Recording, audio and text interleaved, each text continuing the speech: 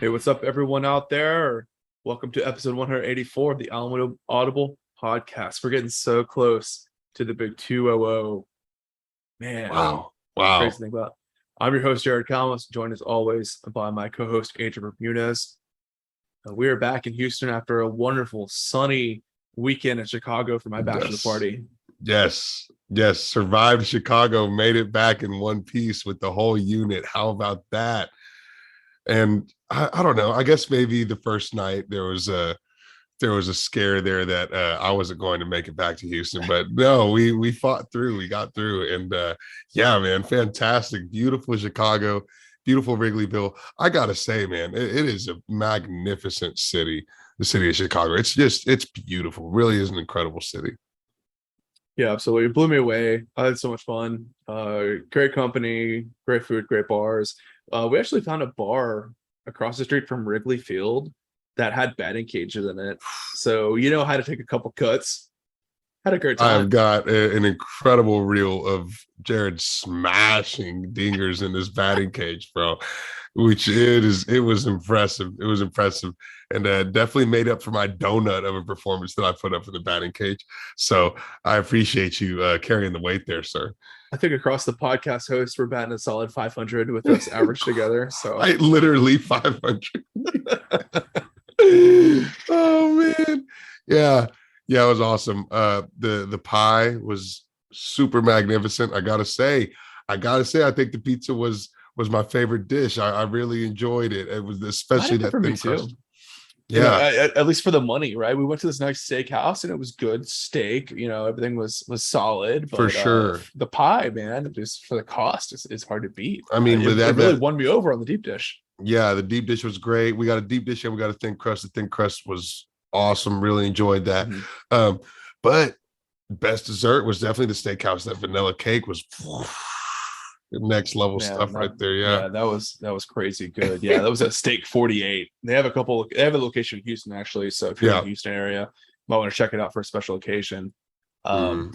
but another thing to be proud of is we still kept the content train rolling Yes, when we're sir. up in Chicago. This is true.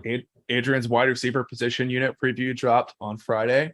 Mm-hmm. So even though we were out, reveling in some debauchery, is it debauchery or debauchery? Debauchery. Debauchery. We still had to make sure our Patreon subscribers were taken care of. And that includes, segue. And that includes our newest donors as well. We had a big week Yes. on Patreon. Yes. Joining us for the first time as patrons at the insider tier, Daniel Salceda, Carl Bollinger, and Richard. We also had some new additions in the booster tier, including Alejandro Palacios and Chris Stevens. And we also had some folks make the jump from the insider tier to the booster tier. And that includes Jay Little and Jesse and Holly Hernandez. So Nice. all those folks in the booster tier will also be receiving a little surprise in the mail before the first game against Houston. As you guys might know if you're a long time, well, I said might know, like Minot State, that team we played in 2011. As you guys might know, we do annual merch drops for our Patreon subscribers. So if you're in the booster tier, or above, keep an eye out for some special goodies heading your way in the mail. And I've got the merch options for booster tier and big money donors, and they look great.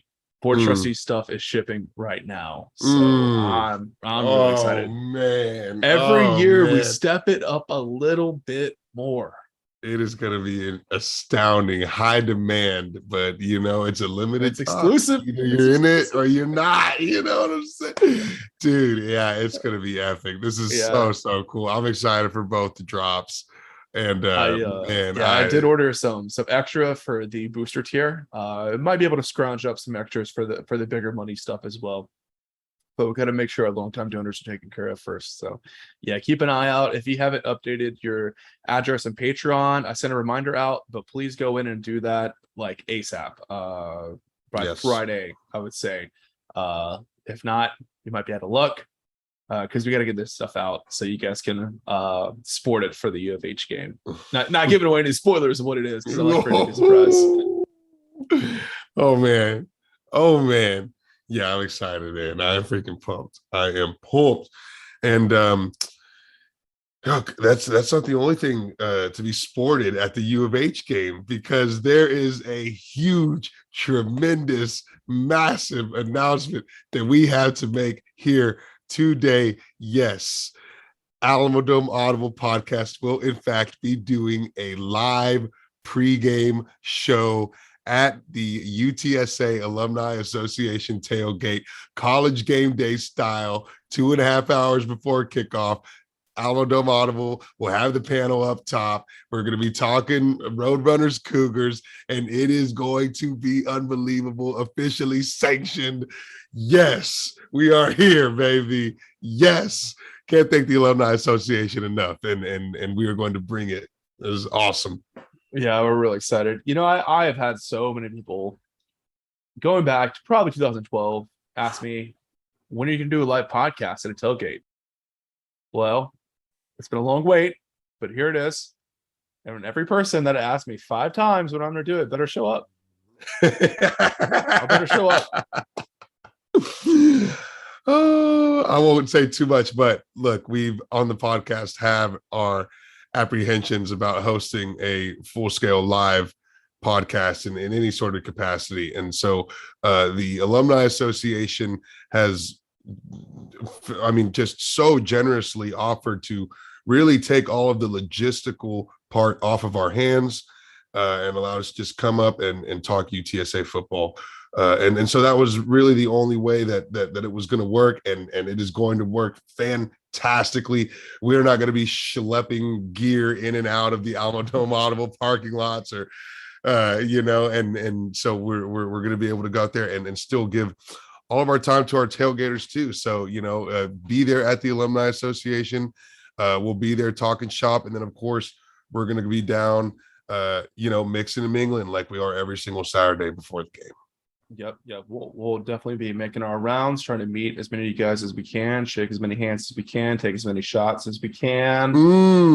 Right, because we're gonna have to play catch up, because I think we're planning to kind of be composed during the Alumni Association thing. So then it's like, okay, rapid fire, baby, get us there. Oh man, so I feel like I'm ready for football season, like from like a fan and like a podcasting perspective. I don't know if I'm ready from a tailgating perspective though. No, absolutely not. Absolutely not. And this is the first year that I am scared to tailgate.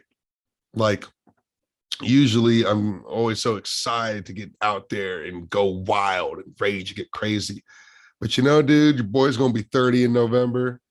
And just can't handle the miles the way that I used to. You're feeling it after the bachelor party, aren't you? So I'm just saying, look, there's going to be a couple of weeks where, I might not be totally committed to the consumption like I have in the past. Yeah.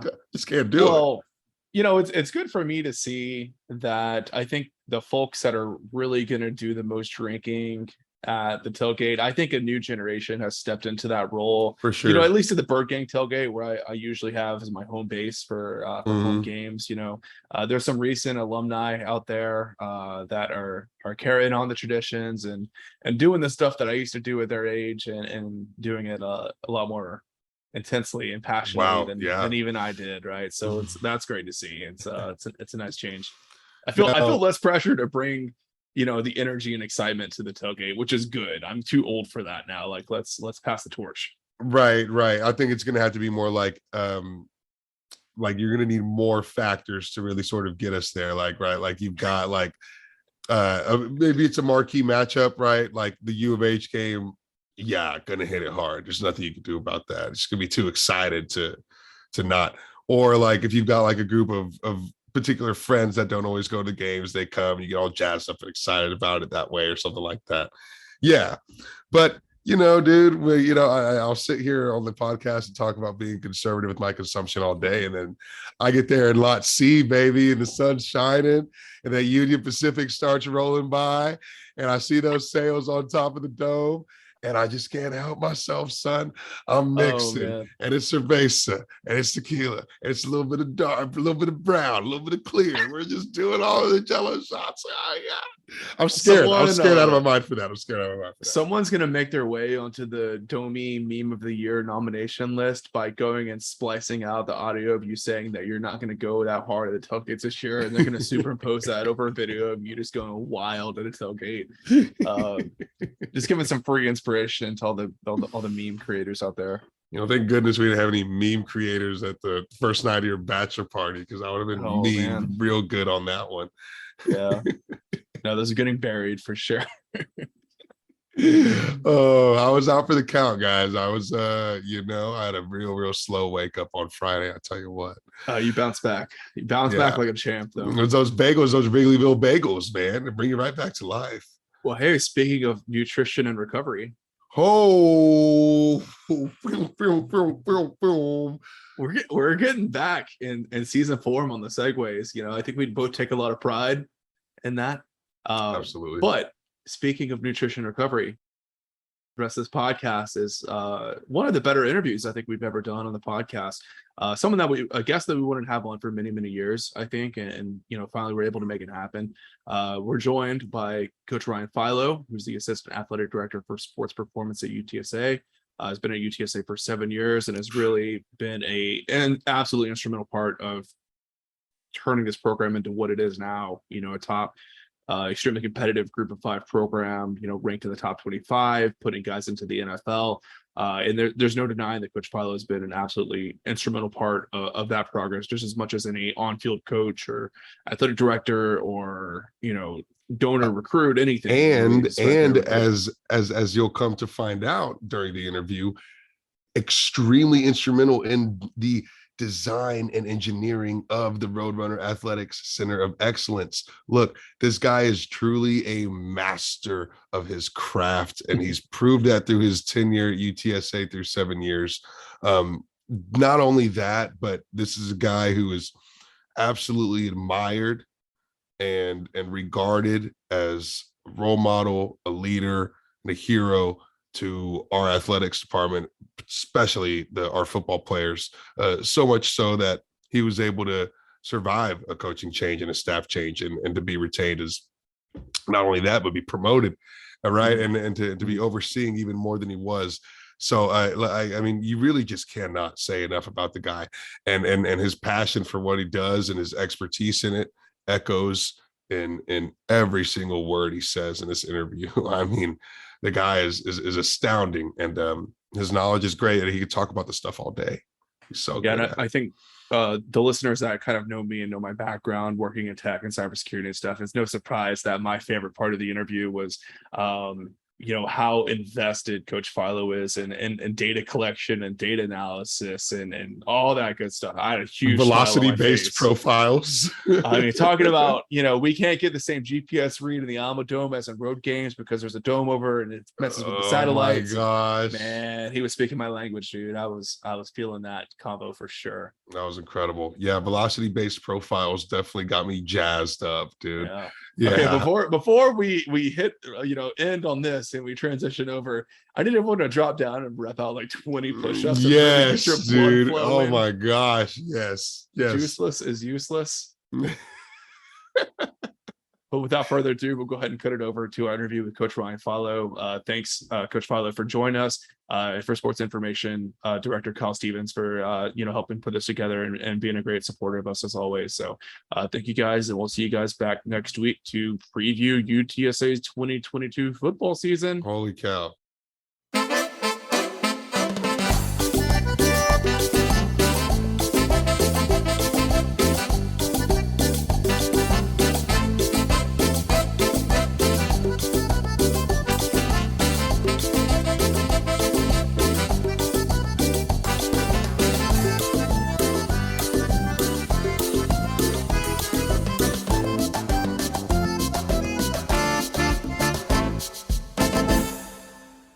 All right, guys, like we mentioned earlier, thanks so much for Coach Ryan Filo for joining us on the Audible podcast.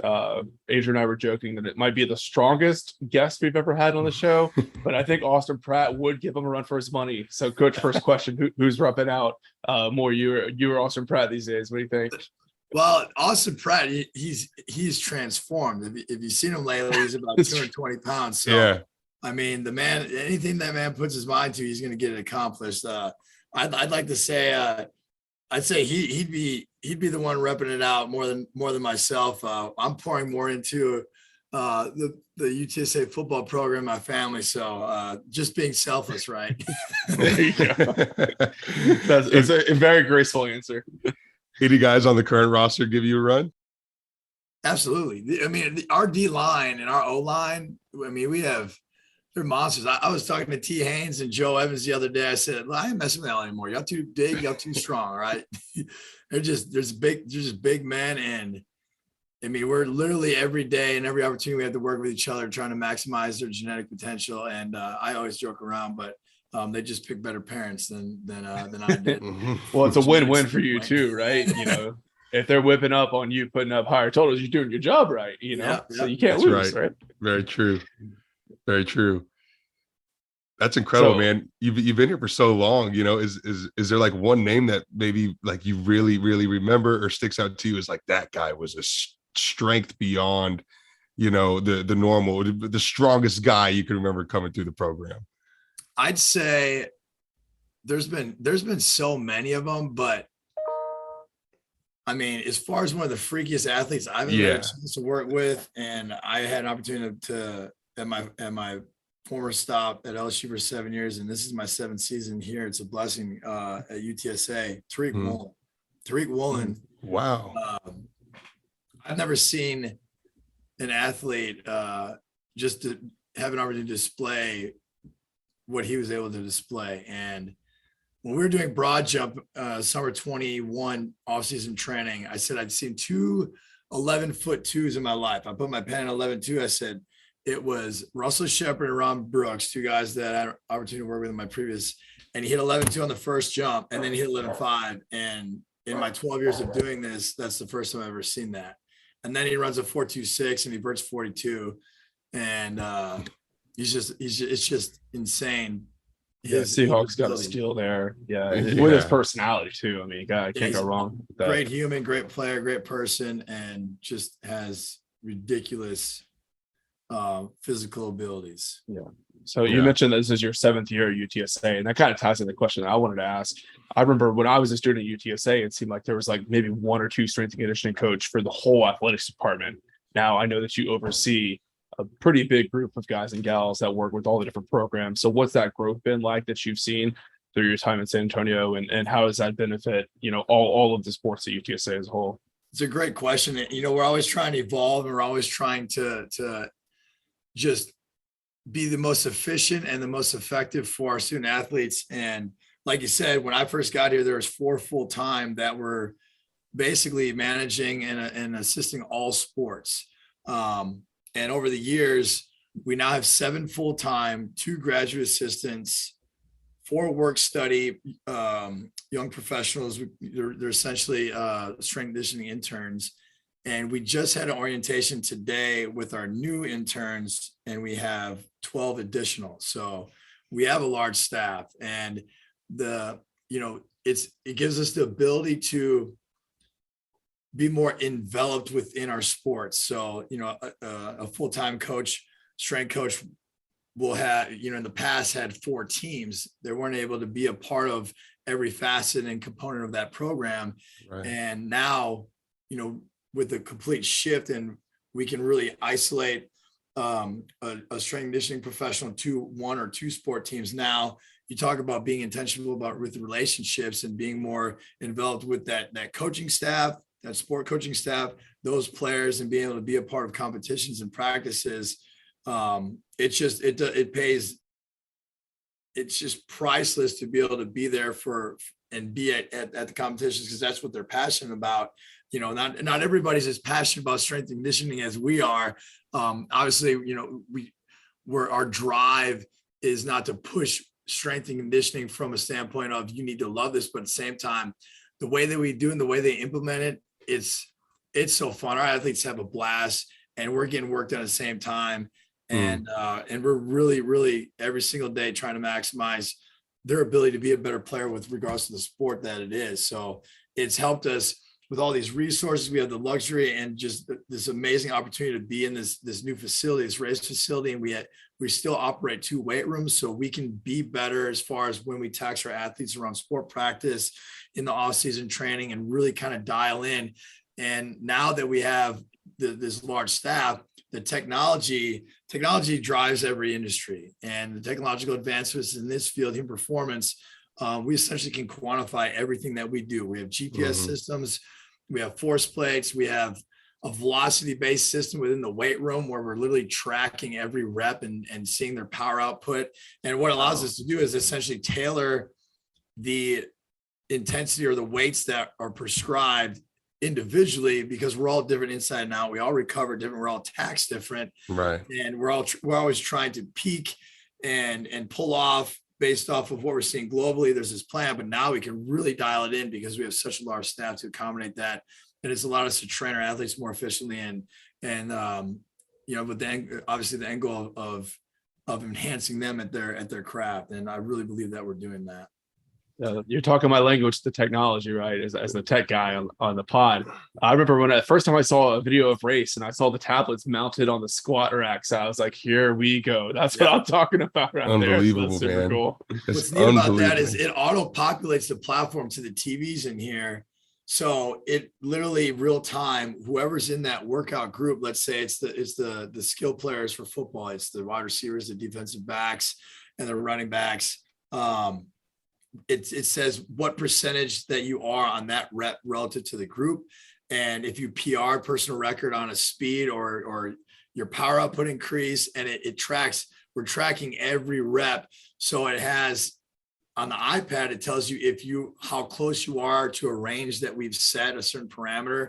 And it's not about pushing the actual increasing the weights or the load. It's literally pushing the intent and the effort and the technique to get our athletes to be more explosive once there's a certain strength threshold, because there's a point of diminishing returns in some facets to pushing strength, to just getting stronger. That's not necessarily going to make an athlete more elastic or more reactive, or for it to really translate on the field. Right. And we're essentially creating these velocity-based profiles, and now we can audit and replicate and why did this happen? Why was this good? And just always not reinvent the wheel. The saying, if it ain't broke, don't fix it. We're trying to always break it to find the most efficient way, but always be true to what our culture is and the foundation of what this is about. So, right. It's awesome. Did you have any say on what equipment came into the race? Did you have your eyes on a few things that you wanted to make sure got in there? I was very, very blessed to be able to be a part of the entire project. So it's awesome. From the size of it to every piece of equipment that is in here, I had an opportunity to be a part of. And literally I shot for we shot for the stars as a staff, and we wwere blessed with everything we asked for. Nice. And the reason why it's here is everybody before me and everybody current, and it's all for the players. So yeah, that's awesome. I feel like those opportunities probably don't come around too often in a strength and coach I was career, just right? talking to Dan Bellamy about that. I said, I wonder what the statistics are on the opportunity to be able to design and see through a new strength center. And it's just amazing to be able to be here every single day. And if I didn't have a wife and 2 little boys, I'd probably sleep here. That's awesome. And to be a part of, seeing where it came from, to see it through fruition and the new journey and see it all the way through. I mean, it's incredible. And I knew, I mean, everyone knows the race has added just a plethora of benefits, from not just training, but to recovery and everything in between. But what about intangible differences have you seen in the student athlete, the way they approach training? Is there a different energy, a different excitement going into the weight room, going into strength and conditioning days now that you have race than before? We try to create that mindset in the facility that we were at. And I feel like we did it at a high level, because you'd like to think that you could get it done with any piece of equipment, but at the same time, to have the top of the top, I mean, I don't see an athlete come in here, with having a bad day. At least they're hiding it really well, because, everybody knows that you never know what's going on in anyone's life at any given time. But at the same time, the brand, the Roadrunners, that logo is out there on a national stage, and the exposure that this facility, as well as our teams being on a national stage, it's so well known now, where I know that our athletes feel confident and they feel good about it. Not saying they did in the past, but just to represent that and to not get questioned on who do you play for? And, pulling up to this facility every single day and seeing our players come in. I remember the first workout that we had with our football program in here. Man. And it's such a massive space. It's 15,000 square feet. Our other facility is about 4,000. So the intent is to operate not in just one space, but there's different areas throughout the room that we're kind of navigating towards. And there's a lot of logistics that go into it. And it's such a player-led atmosphere where our players are very humble and they don't forget where they came from or what they had. And they don't take it for granted. So I literally said to myself, well, I didn't literally mean it, but they don't really need us. It's just they're just so proactive what they do. They're literally coaching each other, but it's a beautiful thing to see where they bought into what you're doing so much that they believe in everything and every facet of the culture to what you're asking them to do every single day. And it's one thing to do it and just to do it, but to literally give it everything you have and give it perfect effort every single day, every single rep of every set of everything you do with the time that you have with them. And we're blessed to spend the most time with our athletes more than anybody in the athletic department. I mean, that's when you have a real, championship type culture. And I really firmly believe that we have that. And I'm seeing it right before our eyes. So it is neat to see that evolve. And it's the players are the ones doing it. Yeah, speaking of culture, I feel like that's probably going to be the answer to my next question. I think when you look across the college football industry, typically head coaches handpick their strength and conditioning coach when they enter into a new job, right? And I don't know the statistics, but I feel like you're a bit of an outlier in that you came from a previous staff and you stuck around for the new one and had great success. What was that process like for you? With Coach Filo coming in, probably a little bit of unfamiliarity, and what made you decide to make the commitment to stick around? Well, to have a head coach who interviews 63 players that are still on campus and to say, give me 3 things that you would improve, 3 things that you like, or that are currently operating at a high level, and every player vouched on my behalf with positive feedback. So, but at the same time, anybody that's in any type of profession, it's trust, and it's having a relationship with somebody, and unknowing I had no connections directly towards Coach Filo and the staff that came in, but lo and behold, behind the scenes, there's a lot of people in my network that were calling him on behalf, and those players that I will forever be indebted to allowed me time by giving that positive feedback to coach to start to build a relationship. And I'm just blessed to be a part of it. And I'm so humbled by it. And I have an opportunity to speak in front of the team this Thursday, Wednesday, just talking about your story, right? So that we can just build more relationship with our players. And that's exactly what I'm going to say is, and I say it to them all the time, is the reason why I have an opportunity to be here is because of the players. So I'm very fortunate for that and blessed. And it's been so neat to be able to see this place evolve. But Coach Filo had his guy, and there's not too many head coaches out there that would go through that process, but B, dig into to find out, what that person really is like and what are the good things. And I mean, he has this uncanny ability to just take a temperature of a room, and literally any technology you could quantify anything with, he can do it with just by taking the temperature of the room. I mean, it's just insane how good he is, and someone who is passionate about relationships, which is one of the reasons why he's such a great leader. Wow. I wanted to add, it's kind of a 2-parter. I want to ask you, coaching through 2 different coach staffs, and then even prior to that, being responsible for a few different teams outside of just football, do different coaches have different demands or expectations for training according to their football game plan, or do you have a lot of autonomy in controlling and cultivating sort of what that looks like? And do you cultivate a training plan based off of the team or the individual, right? Where's that balance? How do you figure that out? That's a great question. So having rapport with the previous staff, there wasn't a situation where what we were doing was micromanaged, but at the same time, I knew what that needed to look like. And, for example, our match drills, our fourth quarter program, where it's the first opportunity for our coaches to get integrated with our players and what that looks like. So that's completely different from how it was done. And as far as how we're training is completely different, but all that shift has everything to do with us as a staff just pushing the envelope and just striving to find the best means to train our athletes.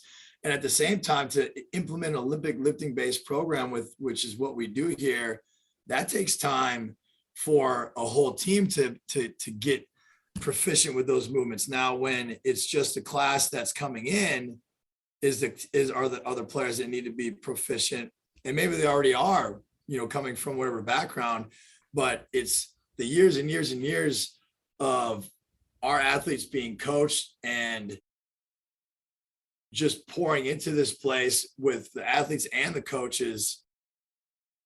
That exercise selection, as far as what we're able to do, is it's just astronomical what we can do. At the same time, it's prioritizing what is the best means to get it done. But there's been a big shift as far as how we train, and a lot of it has to do with, like you said, what type of athletes are you bringing in? Is your class consist of a lot of high school players that maybe they need a year or two of development?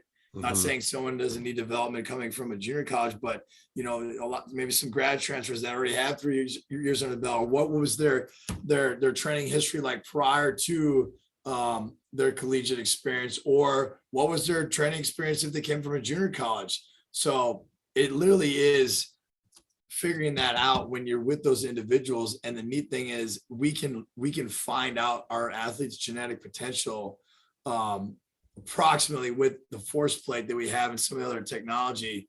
And we're always tracking and calculating and quantifying everything. So we can essentially find, the defensive lineman coming through this program year 3 on average should be able to increase this and this X, Y, and Z, and for you have your outliers like a guy like Marcus Davenport, who when Coach Croker recruited him was 198 pounds, 6'6", and then he ends up being 265 his senior year, and now he's 291. He's pound the fastest guy in the NFL Combine.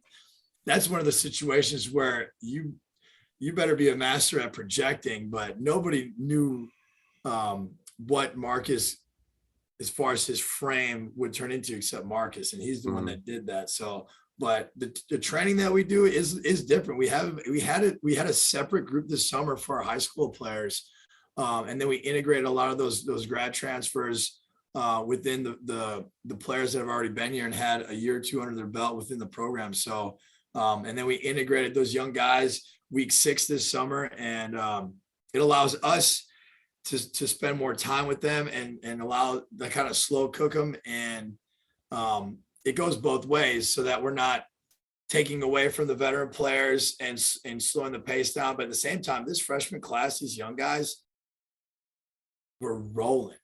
Every single day we were able to start that group 8 minutes early because they're all here early. Every single day. And it's just, you talk about our one team rule, and they're here doing what they're supposed to do, and they're all early.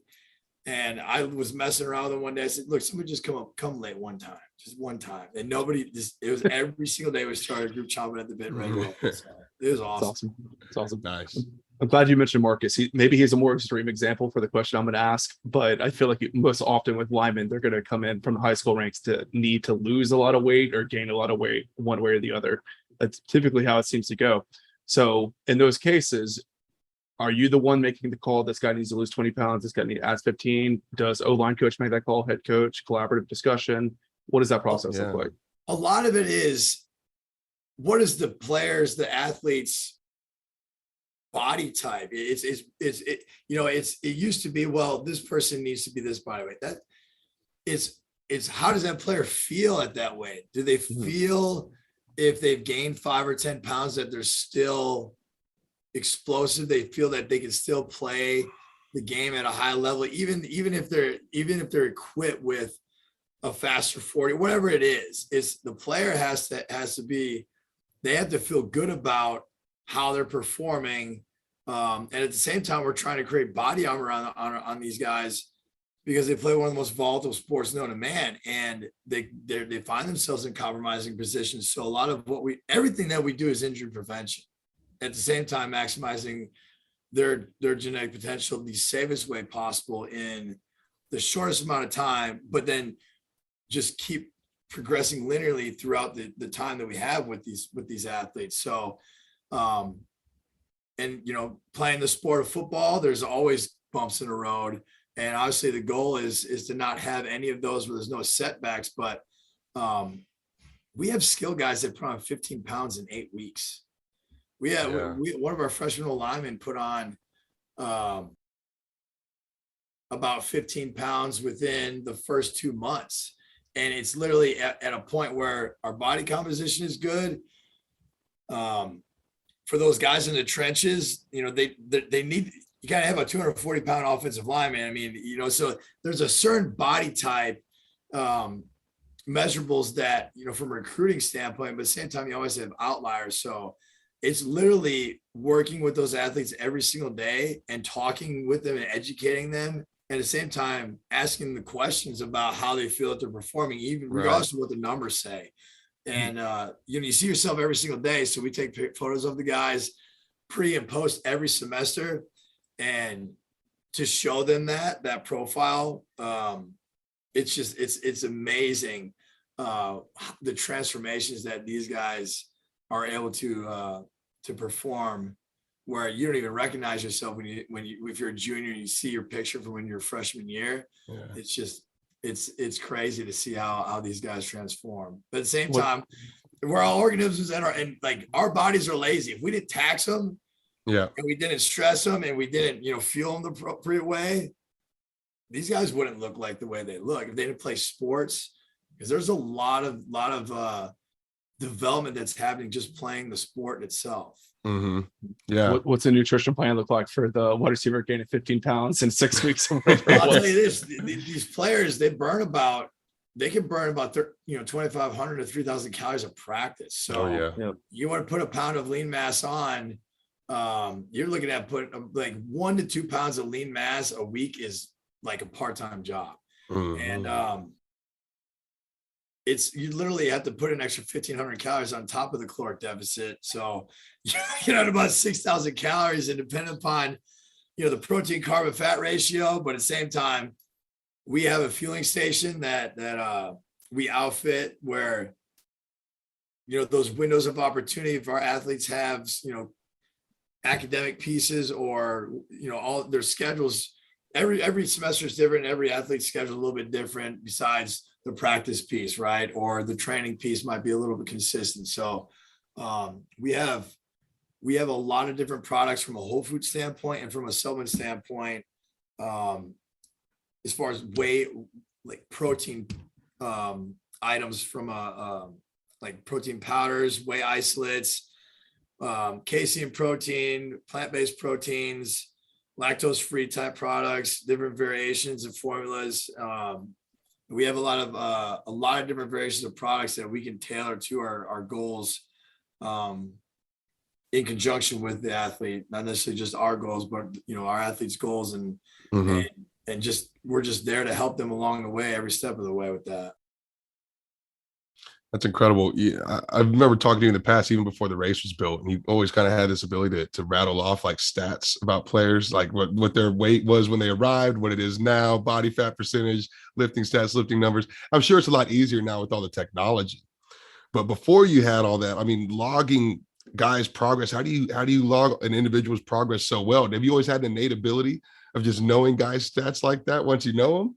Or we tracked as much as we could and to be able to quantify and validate it. We had like sprint timing systems. We were able to attain a GPS system when I had a first opportunity to be a part of the UTSA program. But when you're on the floor coaching your athletes, we call it being the eye of the storm.